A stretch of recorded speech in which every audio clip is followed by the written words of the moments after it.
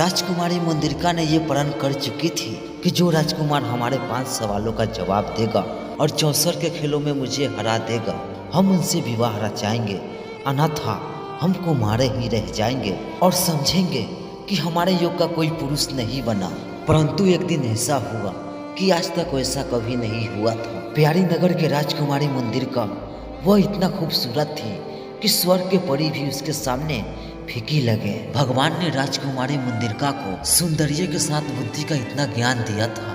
इतना ही नहीं, जहाँ सब कुछ होता है वहाँ घमंड अहंकार का निवास न हो, ऐसा हो ही नहीं सकता है। तो दोस्तों, वीडियो में आगे बढ़ने से पहले आप सभी से एक छोटी सी रिक्वेस्ट है। अगर आप लोग हमारे चैनल पर नए हैं तो हमारे चैनल OVSTP TV को सब्सक्राइब कर लीजिएगा और बेल आइकन प्रेस कर दीजिएगा। तो चलिए कहानी की तरफ। राजकुमारी मंदिरिका ने ये प्रण कर चुकी थी कि जो राजकुमार हमारे 5 सवालों का जवाब देगा और चौसर के खेलों में मुझे हरा देगा, हम उनसे विवाह रचाएंगे, अन्यथा हमको मारे ही रह जाएंगे और समझेंगे कि हमारे योग का कोई पुरुष नहीं बना। राजकुमारी मंदिरिका की एक और शर्त थी कि जो राजकुमार हमारे सवालों का जवाब नहीं देगा वो पूरा जीवन कैद खाने में कैदी बनकर बिताएगा, क्योंकि वो नहीं चाहती थी कोई ऐरा गहरा राजकुमार मुंह उठाकर चले आए खूबसूरती देखने। राजकुमारी मंदिरिका को मानना था कि जो भी पुरुष उसको देखे या तो उसका पति बनकर रहे या तो सदा के लिए कैदी बनकर रहे। इतनी कड़ी शर्त सुनने के बावजूद कई राजकुमारों ने इस शर्त को माना और सवाल का जवाब नहीं देने के कारण सभी राजकुमार कैद खाने में कैद हो गए। परंतु एक दिन ऐसा हुआ, उज्जैनी के राजा रविंद्र के पास ये खबर पहुंची। राजा ये बात सुनकर बहुत ही ताज्जुब हुए और बोले, क्या ऐसा कोई राजकुमार नहीं है कि राजकुमारी मंदिरिका को सवालों का जवाब देकर उसका घमंड तोड़े। और राजा ने प्रण लिया कि राजकुमारी का घमंड हम अवश्य तोड़ेंगे। परंतु राजकुमारी का सवालों का जवाब देने अपने घोड़े पे सवार होके एक लंबी योजना पे निकल चले।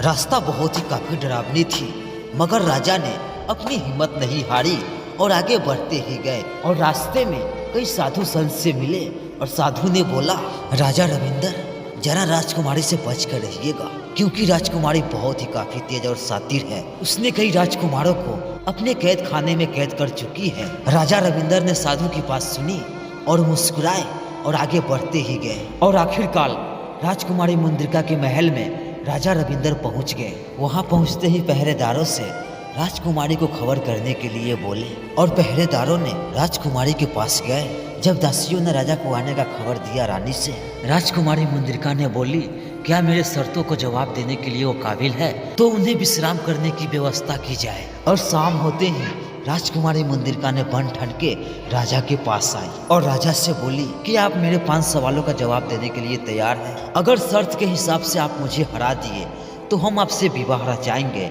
अन्यथा आपको कैद खाने में कैद कर दिया जाएगा। राजा रविंद्र ने मुस्कुराया और बोले, रानी साहिबा, हम आपके सवालों का जवाब देने के लिए तैयार हैं, परंतु आप सवाल तो कीजिए। राजकुमारी मंदिरिका ने यह बात सुनकर बहुत ही प्रसन्न हुई और उन्होंने पहला सवाल किए, संसार में सबसे महत्वपूर्ण चीज क्या है? राजा रविंद्र ने मुस्कुराए और बोले, सत्य सत्य वो आधार है जिस पे पूरा दुनिया टिकी हुई है, परंतु अगर सत्य नष्ट हो जाए तो पूरा सृष्टि समाप्त हो जाएगी।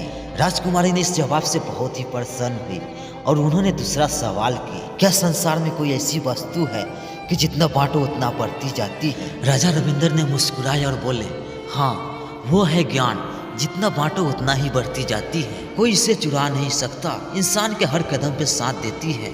राजकुमारी इस जवाब से थोड़ा सा भयभीत हुई और उन्होंने तीसरा सवाल किया, मनुष्य का जीवन का सबसे बड़ा शत्रु कौन है?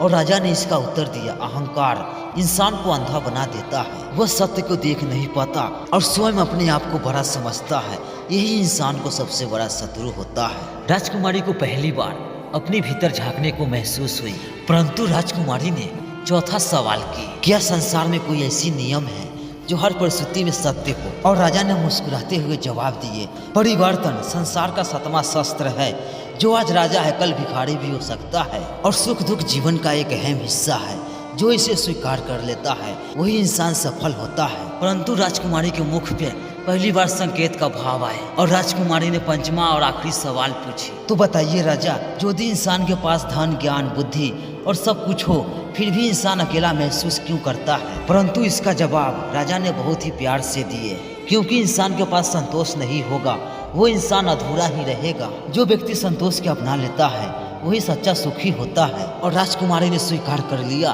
कि हम अब तक घमंड में जी रहे थे, फिर भी चौरस का खेल बाकी था और राजकुमार और रानी के बीच चौरस का खेल शुरू हो जाता है। परंतु राजकुमार ने चौरस के खेल में रानी को हरा दिया। परंतु राजकुमारी को शर्त के मुताबिक राजकुमार से विवाह रचानी थी।